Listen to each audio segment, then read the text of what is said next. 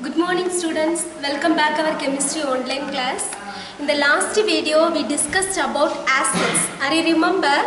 Acids, we discussed its properties, uses, then classifications, right? Today we are going to discuss about base. Okay. So base, like an acid, this is also a substance. When we dissolve this substance in water, it will ionize to form hydroxyl ions. Okay, OH minus ion. Hydroxyl ions means OH minus ions. Acid, what we studied, when we dissolve in water, which ionize H plus ions, that is hydrogen ions. So what are the substance can able to give H plus ions? We can identify that is the acid compound. Okay. Then what are the substance can able to give OH minus ions? OH minus ions means hydroxyl ions. Okay, this is hydrogen ion, this is hydroxyl ion, that is called as base. Example for bases, we can say sodium hydroxide, then potassium hydroxide, calcium hydroxide. So what are the compounds have OH ions? Okay, example NaOH. NaOH means you know the name for this NaOH. Na means that is sodium, right? Then OH means hydroxide. So its name sodium hydroxide. So it is acid or base. From this OH group you can find out that is basic compounds, right? So when a basic compounds, when dissolved in water, when this sodium hydroxide dissolved in water, it will ionize to form Na plus and OH minus ions. That means it can dissolve to form two ions, positive ions and negative ions. So from this OH we can identify this is a base group. Okay. The next classification of bases.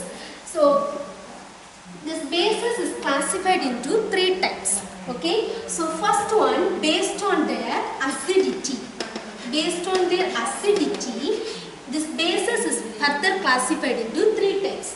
That is monoacidic base, then diacidic base, then triacidic base. Okay, what are the types of bases? Monoacidic base, diacidic base, then triacidic base. Okay, so monoacidic base means this substance can give only one OH, replaceable OH ions. That means these are the substance, these are the basic substance which give one OH ions. Okay, one replaceable hydroxyl ions, that is called as monoacidic base. You know, mono means one, right? So these substance can have only one replaceable hydroxyl ions. Example, you can write sodium hydroxide. The sodium hydroxide contains how many OH? Only one OH. So this comes under monoacidic base.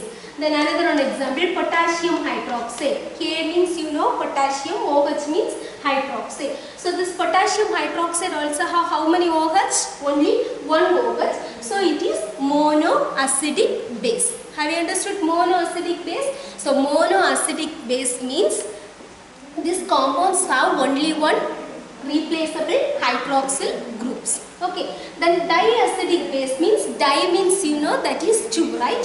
So diacidic base means these are the substance due to replaceable hydroxyl groups. Okay. Example, aluminium hydroxide, magnesium hydroxide. So Al2OH twice or AlOH twice, aluminium hydroxide.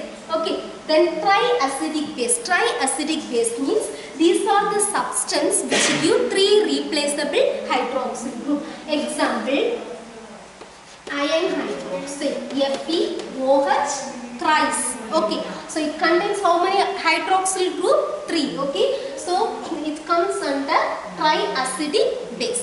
The next one, based on their concentration. Based on their concentration, bases is classified into two types. That is concentrated bases or concentrated alkali. Okay, it have another name, that is alkali.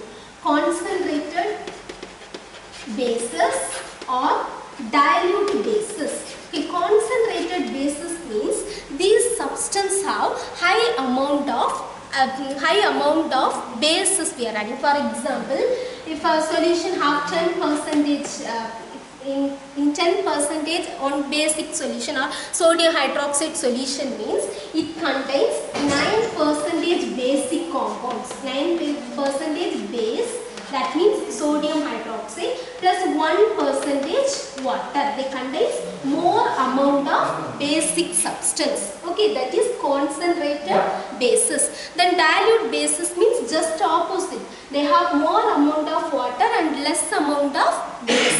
Okay, that is diluted acid. Then next, based on their ionization. Based on their ionization, bases is classified into two types. That is strong base and weak base. Strong base and weak base. Strong bases means these substance was completely ionized in water. It will be completely dissolved in water and it will give the ions. Okay, completely ionized in water. That is strong bases. Then weak bases means partially ionized in water. So this is completely ionized and this is partially ionized. Okay, these are the classification of bases. So bases is classified into three types, that is based on their acidity, based on their concentration, based on their ionization. So based on their acidity, it is further classified into three types. So what are they? Monoacidic base, diacidic base, triacidic base. Mono means they have only one replaceable hydroxyl ion. Then diacidic base means they have two replaceable hydroxyl ion. Then triacidic base means they have three replaceable hydroxyl ion.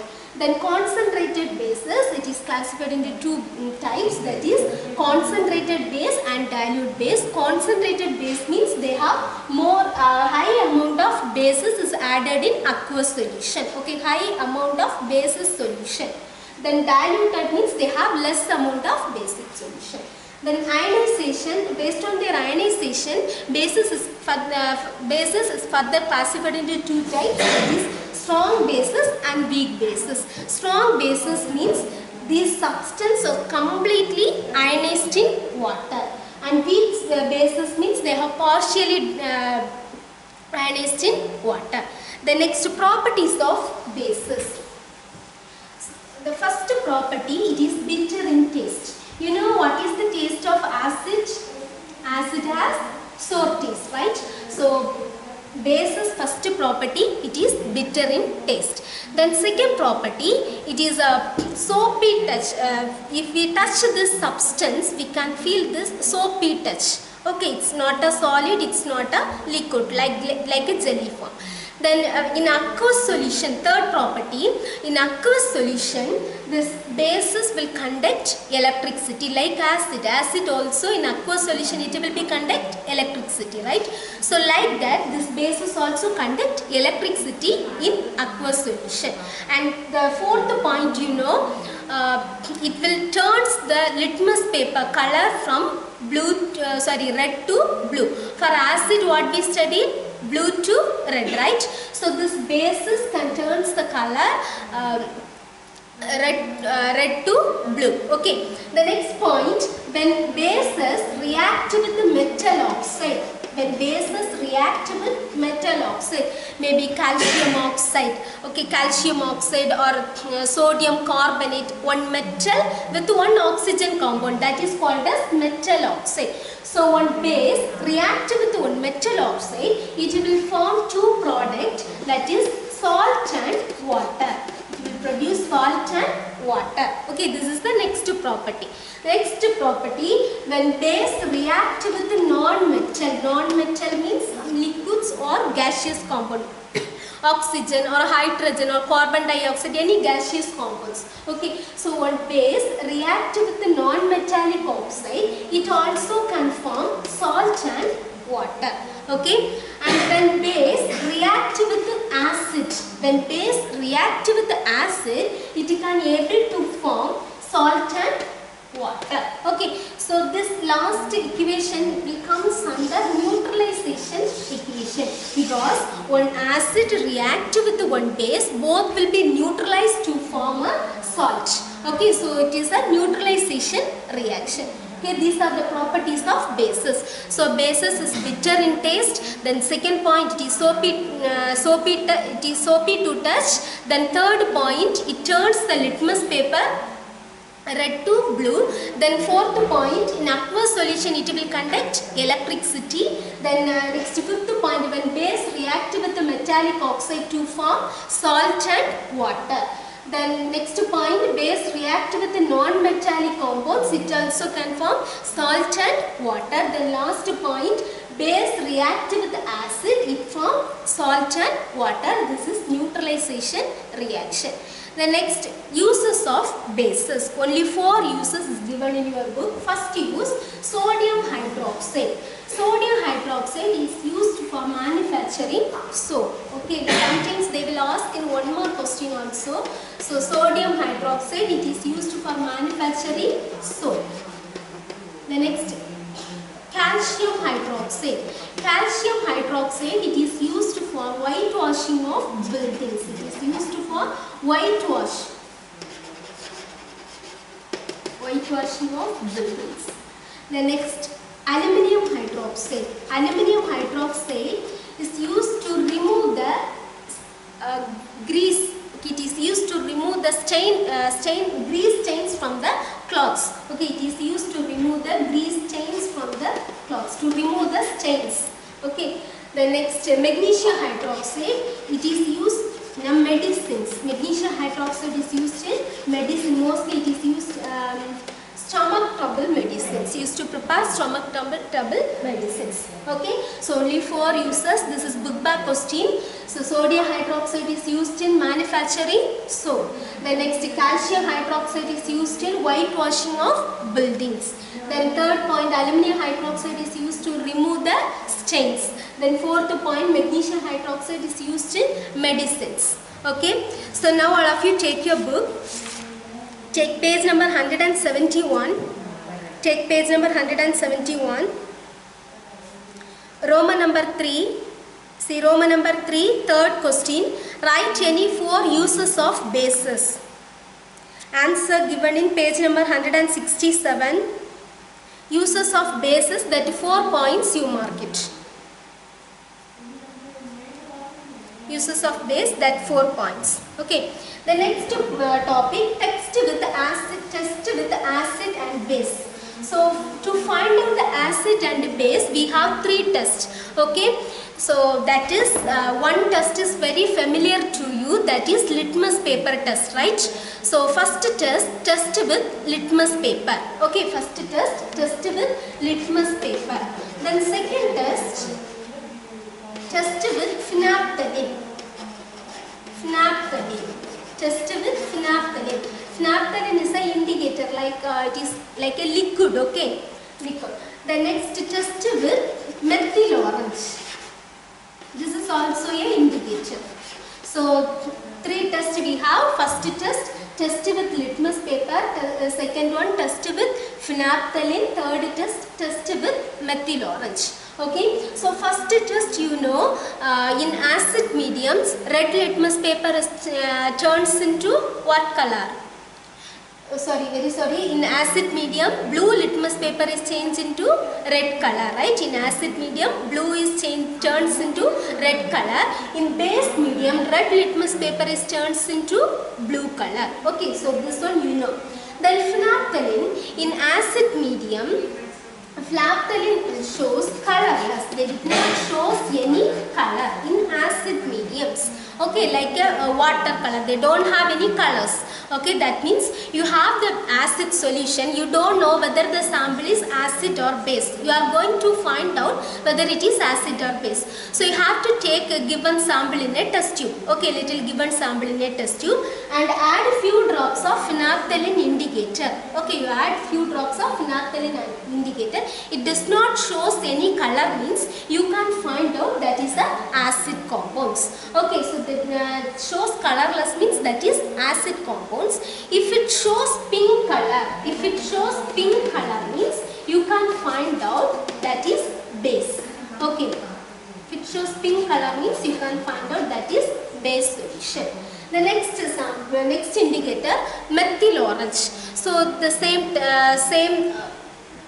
way here also we can going to follow. Have to take little given sample in a test tube, add few drops of methyl orange.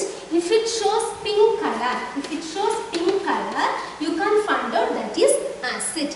If it shows yellow color, you can find out that is basic compounds. Okay, so these are the test, only 3 tests. First test with litmus paper. Second test with phenolphthalein. Third one, test with methyl orange. Okay, litmus paper, you know, red change into blue means that is base. Blue change into red means that is acid. Then test with the phenolphthalein. If it shows colorless means that is acid medium. If it shows pink color means that is base. Then test with the methyl orange. If it shows pink color, that is acid. If it shows yellow color, that is base. Okay, so this question also we can mark it now.